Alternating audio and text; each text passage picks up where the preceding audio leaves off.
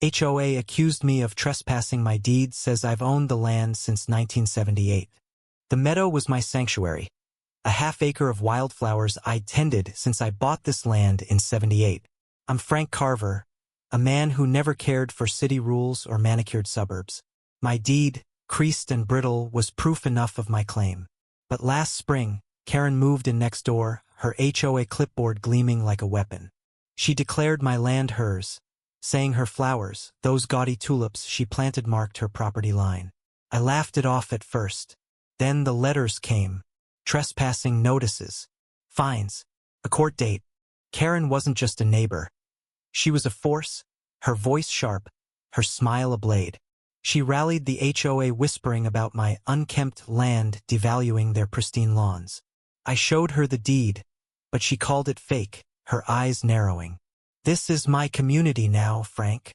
The tension simmered for months, my meadow shrinking as her flowers crept closer, her allies glaring from their porches.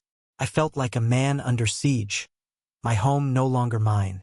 One morning, I caught her uprooting my wildflowers, her gardener, a kid named Ethan, watching nervously. I stormed out, deed in hand. This is my land, I roared. Karen spun, her face flushed. You're a squatter. I've got surveys proving it. Ethan, barely 20, gripped his shovel, his eyes darting between us. The air crackled, neighbors gathering, phones out, hungry for the drama. I saw Redme land, my life, stolen by her lies. The argument exploded. Karen screamed about property values. I shouted about my roots here, 40 years deep. Ethan tried to mediate, but Karen snapped, "Stay out of it." I stepped closer, deed raised like a shield, but she shoved it back, her nails grazing my arm. Ethan dropped his shovel, yelling, "Stop!" The crowd gasped. I saw a flash of fear in Karen's eyes, but she doubled down, accusing me of assault. I froze, heart pounding. Was this how I'd lose everything? Then came Ethan's bombshell. "I found something," he said, voice shaking. He pulled a yellowed envelope from his begging old survey from '75, hidden in his late granddad's shed. It showed my land extended even beyond my deed's claim, clear past Karen's tulips. The crowd murmured. Karen's face drained of color. "That's impossible," she stammered. But Ethan's proof was undeniable. For a moment, I felt vindicated, my meadow mine again. But triumph soured fast. Karen didn't back down, she doubled down, tears streaming, claiming she'd lose her home if the survey held. The HOA rallied behind her, painting me as a bully stealing a single mom's dream. Ethan, torn, vanished into the crowd, his truth buried under their noise.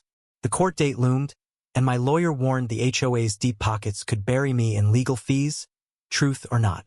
I stood in my meadow, wildflowers trampled, realizing justice wasn't guaranteed. The trial was brutal.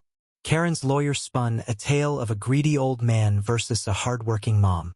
My deed and Ethan's survey were dismissed as outdated. The judge, swayed by HOA clout, ruled against me, fining me thousands and redrawing my land to exclude the meadow. I watched, numb, as Karen's tulips reclaimed my sanctuary. Ethan never showed up, left town, his courage crushed. I moved away, my home sold to cover debts. Karen's victory was hollow. Whispers followed her, but her tulips thrived. My meadow, once wild and free, was now her sterile lawn. I keep the deed, a relic of a life stolen not by law, but by power and lies. The sting isn't the land, it's how truth bent under their weight. What would you do when justice fails and community turns against truth? Share your thoughts on right, wrong, and the battles we lose.